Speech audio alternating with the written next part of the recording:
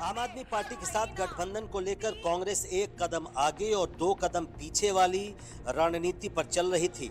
इसकी सबसे बड़ी वजह यह थी कि पार्टी इस गठबंधन को लेकर शुरू से असमंजस में थी। हरियाणा में कांग्रेस के सभी नेता गठबंधन के खिलाफ थे। उनके मुताबिक आम आदमी पार्टी के गठबंधन में आने से कुछ खास फायदा नहीं होता। जो सीटें आम आदमी पार्टी को मिलती, वहां कांग्रेस नेताओं की नाराजगी का भी डर था। ऐसे में राहुल गांधी ने बड़ा दिल दिखाने की बात तो कही, लेकिन उस पर अमल करना मुश्किल हो गया। मामला सीटों की संख्या से ज्यादा मनपसंद सीटों पर अटक गया। उधर पिछले 2 वर्षों से अपनी तैयारियों में जुटे आम आदमी पार्टी के कार्यकर्ताओं का भी अपनी पार्टी पर दबाव था। इसलिए सीटें भले कम मिले, लेकिन मनपसंद सीटों से समझौता नहीं हो सकता था।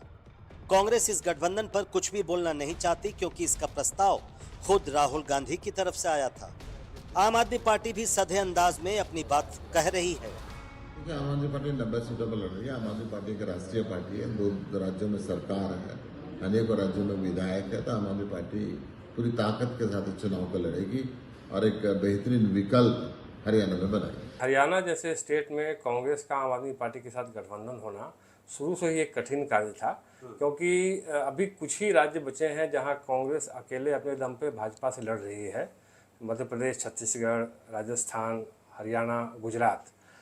कांग्रेस का रीजनल पार्टी के साथ अलायंस का जो पास्ट रहा है, इतिहास रहा है, वो बहुत बढ़िया अनुभव नहीं रहा है। दोनों पार्टियों में गठबंधन क्यों नहीं हुआ, इसके बहुत से कारण हो सकते हैं, लेकिन लोकसभा चुनाव में दोनों पार्टियों का गठबंधन क्यों हुआ था और हरियाणा विधानसभा चुनाव में दोनों पार्टियों का गठबंधन क्यों नहीं हो रहा, इसका एक कारण यह भी हो सकता है कि लोकसभा चुनाव के समय बीजेपी बहुत ज़्यादा मजबूत थी और आम आदमी पार्टी के नेताओं पर गिरफ्तारी की तलवार लटकी हुई थी। संजय सिंह, मनीष सिसोदिया, विजय नायर जेल में थे और खुद अरविंद केजरीवाल पर गिरफ्तारी की तलवार लटकी हुई थी। तो वहीं अब बीजेपी राष्ट्रीय स्तर पर उतनी मजबूत नहीं रह गई है। पूर्ण बहुमत की बीजेपी की सरकार केंद्र में नहीं रह गई है। तो वहीं हरियाणा में भी बीजेपी 10 साल के शासन की एंटी इनकम्बेंसी झेल रही है। तो वहीं आम आदमी पार्टी के जो नेता जेल गए थे, सारे ही वापस आ गए हैं और अरविंद केजरीवाल का भी जेल से आने का इंतजार हो रहा है।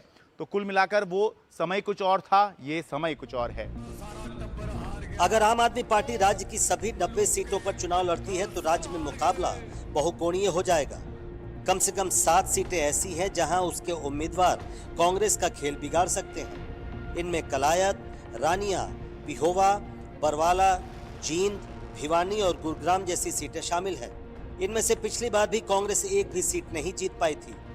हालांकि 2019 के विधानसभा चुनाव को देखा जाए तो आम आदमी पार्टी का प्रदर्शन निराशाजनक रहा था। तब आम आदमी पार्टी ने 46 सीटों पर उम्मीदवार उतारे थे, लेकिन पार्टी को कुल मिलाकर 1% से भी कम वोट मिल सका। इस साल लोकसभा चुनाव में आपका कांग्रेस से गठबंधन हुआ। आपके खाते में कुरुक्षेत्र लोकसभा सीट आई, लेकिन उनका उम्मीदवार करीब 30,000 वोटों से हार गया। इसलिए जानकार भी मानते हैं कि हरियाणा में हालात ऐसे हैं कि आम आदमी पार्टी के अलग चुनाव लड़ने से कांग्रेस की सेहत पर कोई खास फर्क पड़ने के आसार कम हैं। आम आदमी पार्टी वहाँ पे इतनी बड़ी फोर्स नहीं है। 2, 4, 5 सीटों में उन्होंने कुछ वोट लाए हैं, वो इतनी बड़ी फोर्स नहीं है। उनका कोई सोशल अलायंस इस तरह का नहीं है, कोई सोशल सपोर्ट बेस ऐसा नहीं है, उससे बहुत ज़्यादा नुकसान कांग्रेस को हो।